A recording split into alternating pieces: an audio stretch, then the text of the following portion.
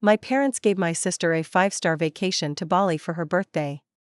She needs a break, my mom said with a sigh. They sent me a relaxing weekend camping alone. Dad joked, it builds character. But they didn't know who booked their business class flights. Last month, sitting at my parents' kitchen table, Felicity twirled her smoothie straw and said, "Tessa, don't forget to pack bug spray. You'll need it out there." Dad, without even looking up from his laptop, chuckled. Solo camping builds character. Mom sighed dramatically from across the counter. Felicity needs Bali right now. She's been under so much stress. I just nodded, smiling tightly, while inside, something old and tired in me finally snapped. I guess I should back up a little. I'm Tessa, 34, single, and living just outside Portland. I have a modest but stable career in PR. I own a condo with more IKEA furniture than I'd like to admit and an aggressively lazy cat named Oliver. My parents, Russell and Marianne, have always been the type of people who viewed family through a very particular lens, appearances first, reality second. And in that lens, Felicity, my 29-year-old sister, shone like a polished diamond. 5 years younger, delicate, blonde, and forever in some stage of emotional distress, she was the one who needed saving, doting, and endless second chances. I wasn't the one they worried about. I was the independent one. The resilient child. Code 4, the one they could neglect without guilt. Growing up, I tried to shrug it off. College, first jobs, apartments, broken hearts, I navigated it all mostly alone. Felicity, meanwhile, breezed through expensive art schools and a carousel of boyfriends, all funded or cleaned up by mom and dad. Still, I played my role. I showed up for holidays. I texted back. I smiled for the pictures. I listened to endless updates about Felicity's wellness journey or whatever new venture she was exploring after quitting another job. But something about that birthday broke me. When Mom called about the big surprise for Felicity, I thought foolishly maybe they had thought of something for both of us. Maybe, just maybe, after 34 years, I wasn't going to be the forgotten daughter. "We're sending Felicity to Bali for her birthday," Mom chirped over the phone. "She needs a break, poor thing." "Wow," I said, feeling a pit form in my stomach. "And we booked you something too," she added quickly. "A weekend in the Cascades. Camping. Solo. You'll love it. So peaceful, so character building." Dad's voice echoed from the background, "It builds character, Tess." Character. I almost laughed out loud. I thanked them because what else was I supposed to do, and hung up, feeling more invisible than I had in years.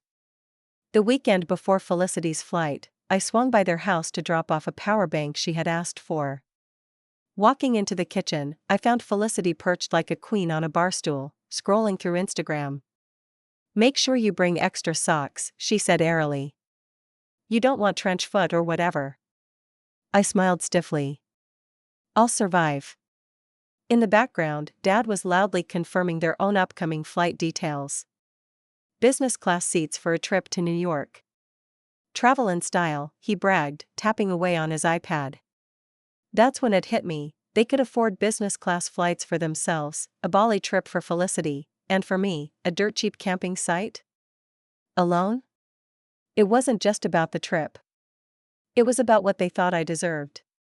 Something cold and clear settled in my mind that night as I sat alone on my couch, Oliver purring at my side. I wasn't going to yell. I wasn't going to cry. I was going to make a point they couldn't ignore. Somewhere in the dusty corners of my email, I found the login info for their travel rewards account, the one I had helped set up years ago. It still worked. Of course it did. Mom had a million recipes memorized but couldn't remember a password to save her life. I scrolled through the account, heart thudding. Hundreds of thousands of points. Enough for international upgrades, first-class domestic flights, luxury hotels. All sitting there, untouched. It took 15 minutes to cancel their business class seats and rebook them in economy. Middle seats. No frills. No refunds. Then I took some of the leftover points and quietly upgraded my own sad camping trip. No tent. No bugs. I booked myself a private luxury cabin at a resort on Mount Hood. Hot tub. Spa. Gourmet breakfast in bed. Before logging out, I scheduled a cheerful email confirmation to be sent to Dad's inbox. Thanks for voluntarily downgrading your seats to save for Felicity's next wellness retreat. Petty? Maybe. Satisfying? Absolutely. I didn't tell anyone what I had done. I packed for my camping trip as planned and drove to my hidden mountain oasis. It was better than I had dared to imagine. Crisp mountain air, endless forests, a bed so soft it felt like sinking into a cloud. I spent my days reading by the fire and my nights soaking under the stars. Meanwhile, their rage brewed in silence. The first sign of trouble came from Dad, a garbled voicemail heavy on angry breathing and light on actual words. Then came Mom's texts, each one more dramatic than the last. How could you do this to us? You've embarrassed us. Felicity is devastated. Felicity's message was the cherry on top, you're being selfish. This was supposed to be about family. Family. Right. I didn't respond at first. I let the quiet hang between us like a storm cloud they couldn't clear. Instead, I posted a photo on Instagram, me, wrapped in a plush robe, holding a glass of wine, Mount Hood behind me glowing at sunset. Caption, best birthday gift ever. Thanks, Mom and Dad. 2 hearts. I waited. Sure enough, the next morning, another flood of messages poured in. Tessa, come home immediately. We need to talk. I didn't. I stayed 3 more blissful days, soaking in the kind of peace I hadn't realized I was starving for. When I finally did return, there was a meeting. Of course there was. Mom sat at the head of the table, arms crossed tightly over her chest. Dad scowled like a man who had been personally attacked by the gods themselves. Felicity sniffled dramatically, dabbing at her dry eyes with a tissue. We are extremely disappointed in you, Mom said, voice trembling with restrained fury. You humiliated us in front of the airline staff, Dad added, like he expected me to crumble at the thought. Felicity chimed in, her voice high and tight. You've ruined everything. You've always been jealous of me. I sipped my coffee slowly, watching them. When the chorus of complaints finally sputtered out, I stood up calmly. I'm done apologizing for existing, I said. And I walked out. For the first time, I didn't feel guilty. I didn't feel small. I felt free. But that wasn't the end. Not by a long shot. In the days after I walked out, there was silence. A strange, dense silence, like the quiet after an explosive has gone off and everyone's too stunned to move. No calls. No texts. I wasn't sure if they were giving me the cold shoulder out of anger, or if they were waiting for me to cave the way I always had. Maybe they thought if they stayed quiet long enough, guilt would pull me back into orbit. It didn't. Instead, I settled back into my life like slipping into a warm bath. My days stretched out before me with an unfamiliar kind of peace. No passive-aggressive calls from Mom reminding me of Felicity's needs. No surprise lectures from Dad disguised as advice. No playing the part of the understanding daughter while resentment hollowed me out inside. At work, I threw myself into a new project for a local nonprofit trying to rebrand. I stayed late some nights, not because I had to, but because I wanted to, because for once, I wasn't rushing through life just to brace myself for the next emotional landmine at home. I went to trivia nights with coworkers, said yes to weekend hikes I'd usually pass on, even tried a pottery class that left my hands a mess of clay but my heart strangely light. Still, late at night, when the house was quiet except for Oliver's soft breathing, there was a gnawing inside me. Not regret exactly, more like grief. Not for what had happened, but for what had never been. I hadn't just lost the parents I grew up with. I had finally admitted to myself that I never really had them in the first place, not the way I needed them, anyway. One Saturday, about 3 weeks after the fallout, an unexpected knock rattled my front door. Peeking through the peephole, I froze. It was Felicity. She stood there awkwardly, clutching her giant tote bag against her hip, sunglasses perched on top of her head like a crown. For a moment, I considered pretending not to be home. But something in her posture, small, almost deflated, made me open the door. She didn't say anything right away. Just shifted her weight from foot to foot. Finally, she blurted out, "I'm not here to fight." I raised an eyebrow but stepped aside. Inside, she flopped onto my couch like she owned it. Some things never changed, and stared at the floor. "I'm not mad about the plane thing," she said after a minute. "I mean, I was.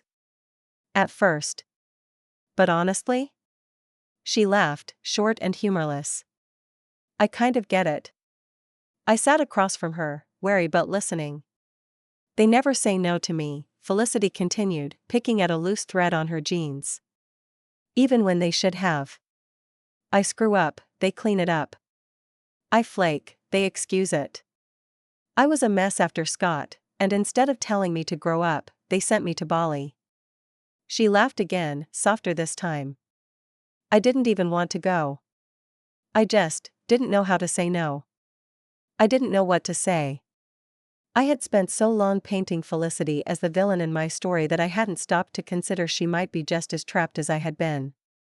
Trapped in a different kind of cage. "They don't really see us," she said. "Not really." We sat there, the silence between us heavy, but not hostile. It was the first real conversation we'd ever had. Before she left, Felicity paused at the door. "I'm not good at this," she said, glancing back at me. "But I'm sorry. For all of it." And for once, I believed her. After she left, I stood in the middle of my living room, feeling something loosen in my chest. It wasn't forgiveness, not yet. But it was a start. The days after Felicity's visit passed in a strange, almost disorienting calm. I kept waiting for the other shoe to drop, a confrontation, a guilt trip, some kind of escalation from my parents. But nothing came. No calls. No texts. It was as if we had reached an unspoken stalemate, neither side willing to step forward first. I wasn't sure whether to feel relieved or disappointed. Work continued to fill most of my days, and honestly, it felt good. It gave me a structure, a sense of momentum that had nothing to do with my family's chaos.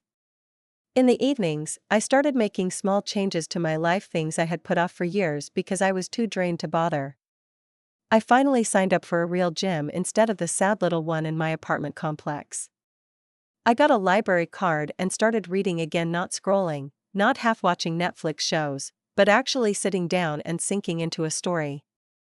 I repainted my bathroom a soft sage green, something I'd wanted to do for years but never found the time or energy. Piece by piece, it felt like I was reclaiming myself. Still, part of me kept glancing over my shoulder, expecting the past to yank me back. It didn't come until a random Tuesday afternoon. I was at work, finalizing some copy edits for a client's brochure, when my phone buzzed. It was a group text from Mom. "Family dinner. Sunday, 6 p.m. Home-cooked meal. No drama. Just come. Please." That was it. No apology. No acknowledgement. Just an order softened by a please tacked on like an afterthought. For a long minute, I stared at the screen. My heart beat harder than it should have for a simple message. Part of me wanted to delete it and move on with my day. Another part of me, the part trained for decades to seek their approval, to smooth things over, hesitated.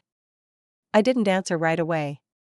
Instead, I closed my office door, leaned back in my chair, and let myself really think about it. What did I owe them? What did I owe myself? By the time Sunday rolled around, I still hadn't responded. I thought maybe they'd get the hint. But at 5:30 p.m., my phone buzzed again, a simple ETA? From Dad. I could have ignored it. I could have let the silence answer for me. But something inside me, stubborn, curious, unfinished, pushed me into my car. The drive to their house felt like moving through a fog. The familiar streets looked different somehow, smaller. The houses seemed older, the trees more gnarled. Or maybe I was just seeing clearly for the first time. When I pulled into the driveway, I sat there for a long moment, engine idling. Through the front window, I could see them moving around inside, Mom fussing with something at the table, Dad setting out wine glasses, Felicity perched on the arm of the couch, scrolling on her phone. A perfect little tableau.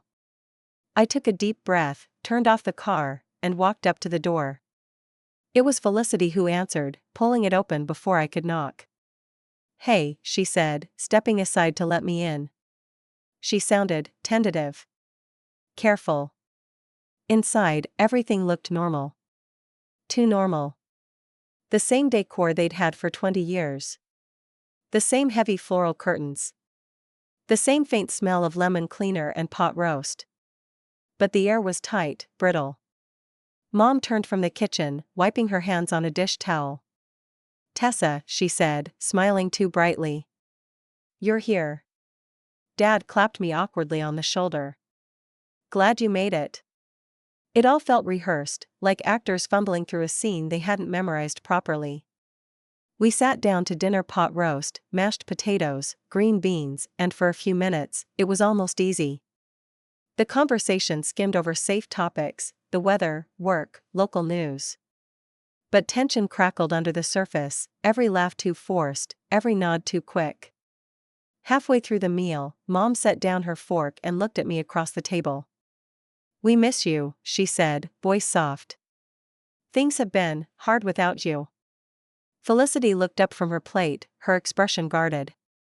Dad cleared his throat. "We know things got out of hand." For a moment, nobody spoke. The ticking of the old wall clock filled the room. I waited. Waited for an apology. An acknowledgement.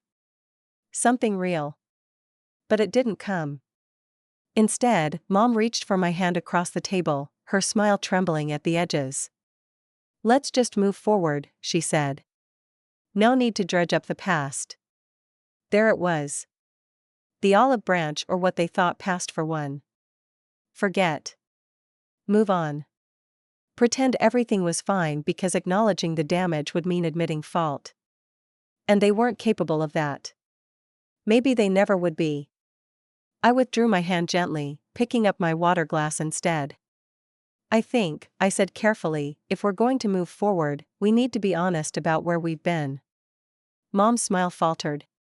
Dad's jaw tightened. Felicity looked down at her plate. The silence that followed wasn't comfortable. It wasn't healing. It was the kind of silence that happens right before a storm. And for the first time, I wasn't afraid of it.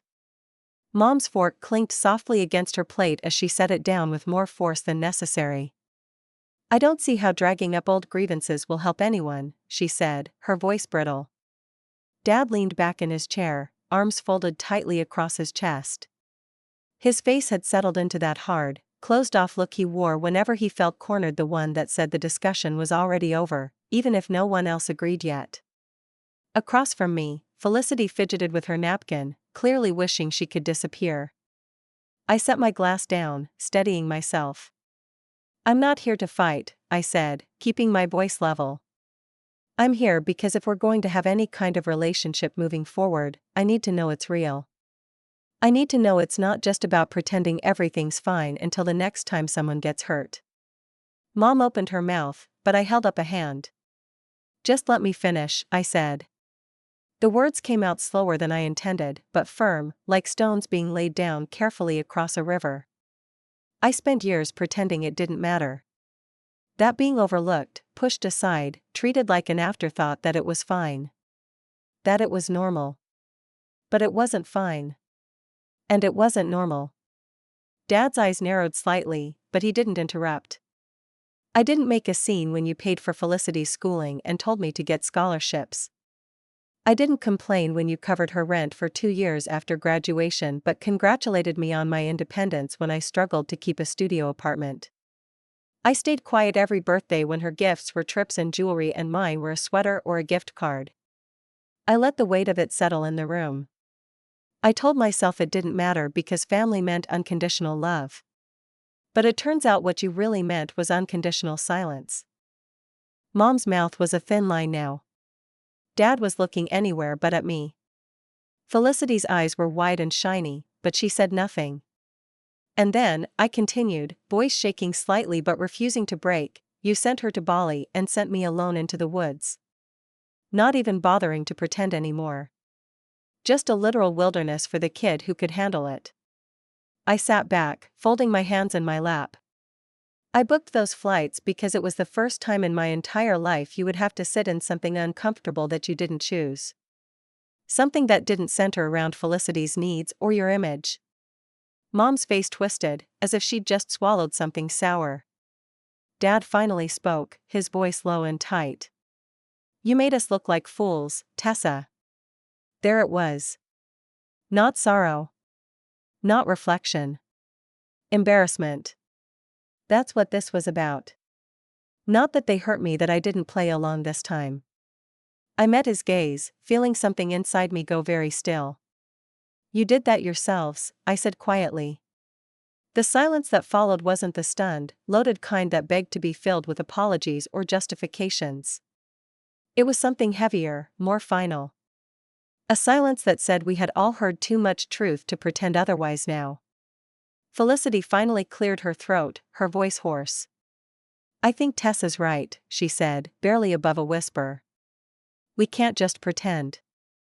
Mom looked at her sharply, betrayal flashing across her face. For a second, I thought she might explode. But she just pressed her lips together, picked up her wine glass with trembling fingers, and took a long sip. Nobody said much after that. We finished eating in strained, awkward silence, the clinking of silverware loud and jarring against the hollow quiet. When dessert was offered apple pie, Mom's specialty, I declined. I should get going, I said, rising to my feet. Felicity stood too, as if unsure whether to hug me or just follow me out. Dad stayed seated, staring at his plate. Mom began stacking dishes with mechanical precision. At the door, Felicity finally hugged me, a quick, tight squeeze that said more than words could have. I'm trying, she said into my shoulder. I know, I murmured back. I stepped outside into the crisp evening air, breathing deeply for the first time in hours. The porch light buzzed softly behind me, but I didn't look back. I walked to my car feeling heavier and lighter at the same time, like I had shed something I didn't even realize I was carrying, but left a bruise behind. Driving home, I didn't turn on the radio. I let the quiet ride with me, let it settle. It wasn't comfortable, but it was honest. And after a lifetime of noise and pretending, honesty, even painful honesty, felt like a gift. Oliver was waiting for me at the door when I got home, weaving between my legs with loud, insistent purrs. I scooped him up, burying my face in his fur. We did it, buddy, I whispered. We actually said it out loud. But even as I said it, I knew this wasn't the end. It was just the beginning of something harder, deciding what came next, and what if anything I was willing to rebuild. The days after the dinner stretched into weeks. At first, there were a few attempts from my parents' stiff text messages, awkward phone calls where Mom would pretend nothing had happened, Dad would grumble about family loyalty, and Felicity would send the occasional nervous emoji-laden check-in. But I didn't respond much. Not because I was angry anymore, not exactly. The anger had cooled into something more stable. Something I hadn't had before, boundaries. For the first time in my life, I realized I didn't have to answer just because they called. I didn't have to show up just because they summoned me. I didn't owe them access to me just because they were my parents. I could choose. And that realization was more satisfying than any shouting match could have ever been. Meanwhile, life started blossoming in ways I hadn't expected. With the time and emotional energy I used to pour into managing their approval, I started investing in myself. I took on bigger projects at work. I joined a book club at the library and made a few friends outside the exhausting orbit of family drama. I even started dating again, not out of loneliness, but because I wanted to share my life, not fill a void. About 2 months after the disastrous family dinner, I got a wedding invitation in the mail. Felicity's. Apparently, she and her new boyfriend, some tattooed coffee shop owner named Liam, had decided to elope and were now throwing a small reception. It was going to be held at a ritzy vineyard outside Portland. The invite was simple: gold lettering, pale pink envelope, RSVP card tacked neatly inside. At first, I chuckled. Of course, Felicity was rushing into another whirlwind romance. But the more I looked at the invitation, the more I realized something: this was an opportunity. Not to hamper, I didn't want to be cruel. I wasn't that person. But maybe it was time to set the final boundary. The one that would leave no confusion about where I stood. So I hatched a plan, quiet, subtle, and completely within my rights. I RSVP'd yes to the reception. But instead of attending like an obedient sister, smiling through another event where I was just a supporting character in Felicity's starring role, I decided to take my time back. On the day of the reception, while everyone else was rushing around getting dressed and posing for Instagram photos, I packed an overnight bag, tossed it in my car, and drove south along the coast.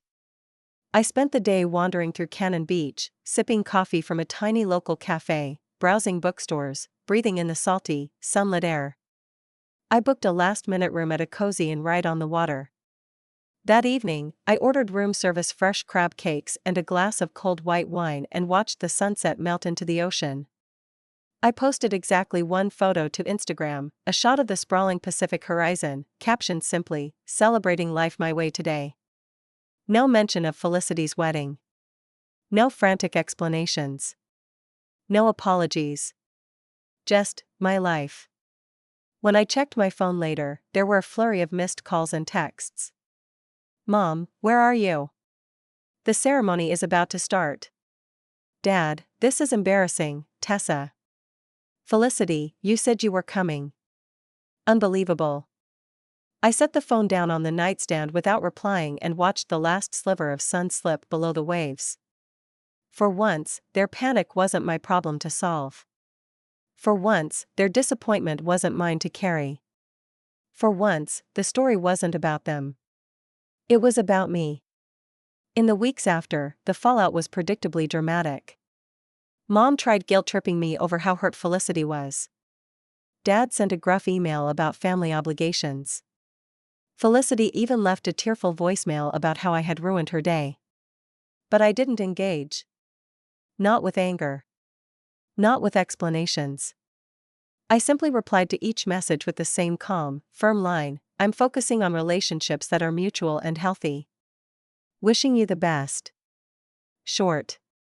Final. Unarguable. And over time, the noise faded. They still exist somewhere out there, orbiting their own dramas. I still get the occasional awkward Christmas card or birthday text, but they no longer have a backstage pass to my life. And it feels good. It feels like standing on solid ground after years of trying to build a house on quicksand. The best revenge, I realized, isn't a big, fiery confrontation. It's living well. It's choosing yourself over and over, even when the people who were supposed to love you unconditionally never learned how. It's not needing their approval and knowing you never actually did. And that, more than any petty payback or shouted accusation, is the victory I never even knew I needed.